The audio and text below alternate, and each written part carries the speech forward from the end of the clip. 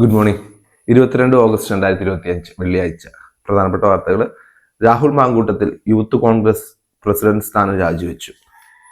നടിയുടെ വെളിപ്പെടുത്തലിന് പിന്നാലെ പുതിയ ആരോപണങ്ങൾ. ശബ്ദ സന്ദേശം.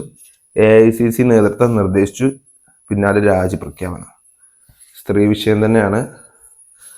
ഇതിനു മുന്നേ ഒരു വേടന ഉണ്ടായിരുന്നു ഉയർത്തിക്കൊണ്ട്. പെട്ടെന്നുള്ള വളർച്ചയായിരുന്നു രാഹുൽ മാങ്കൂട്ടത്തിൽ. എല്ലാവർക്കും ഒരു അസൂയ തോന്നുന്ന രീതിയിലുള്ള വളർച്ചയായിരുന്നു. പക്ഷെ സ്ത്രീ വിഷയം പെട്ടെന്ന് വന്നു, രാജിവെച്ചു കേട്ടോ. MLA കൂടെയാണ്. MLA സ്ഥാനം രാജിവെക്കാൻ പറയുന്നില്ല ഇപ്പോൾ പ്രത്യേകിച്ച്. ഹൈക്കോടതി. സർക്കാർ ഉദ്യോഗസ്ഥർ ഓർക്കുക, യജമാനന്മാരല്ല നിങ്ങൾ.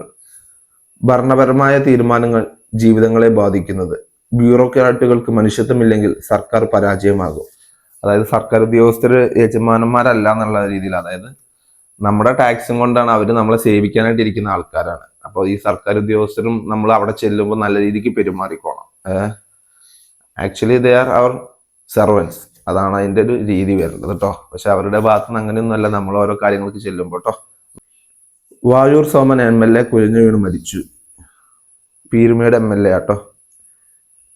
പിന്നെ അടുത്തത് നമ്മുടെ വനം വകുപ്പ് ഉദ്യോഗസ്ഥർ ഓടിച്ചുവിട്ട കാട്ടാൻ ആക്രമിച്ചു. സ്ത്രീക്ക് ദാരുണാന്ത്യം. ഇടവണ്ണ. തറയോടുകൾ ഇറക്കാൻ അമിത കൂലി.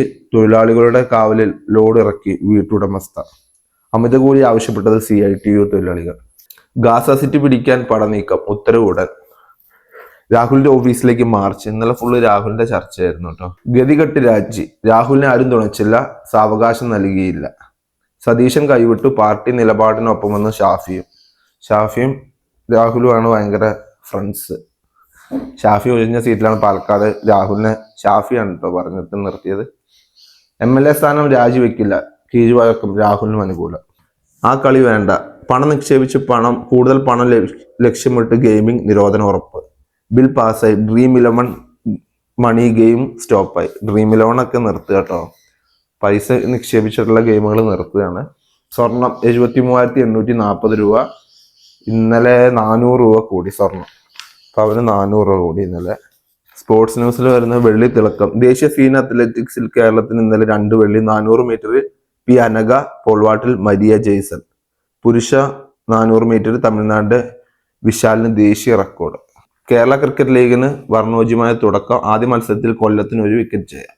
ഇവയൊക്കെയാണ് പ്രധാനപ്പെട്ട വാർത്തകൾ. എല്ലാവർക്കും ഒരു ശുഭദിനം ആശംസിക്കുന്നു.